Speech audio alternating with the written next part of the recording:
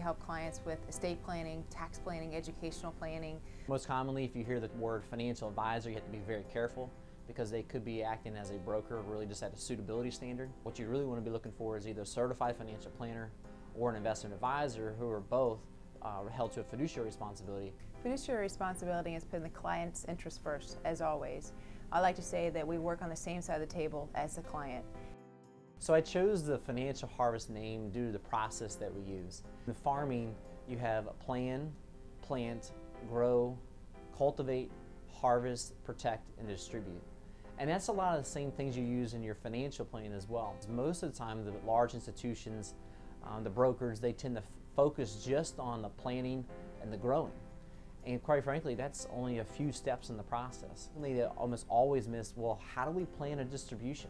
Unless you design a plan and formulate a plan for harvesting the money and the income that she will need. And that's the difference between eating, paying for your health care, spending time with those that you love, and staying in the home that you're in right now.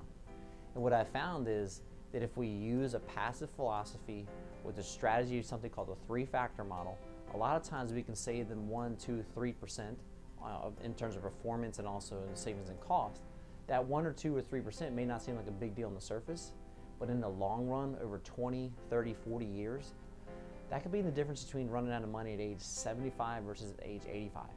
Giving our clients peace of mind is the greatest part about this business.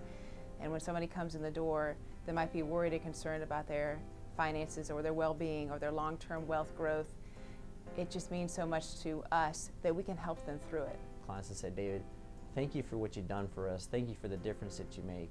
And that's what Financial Harvest is about.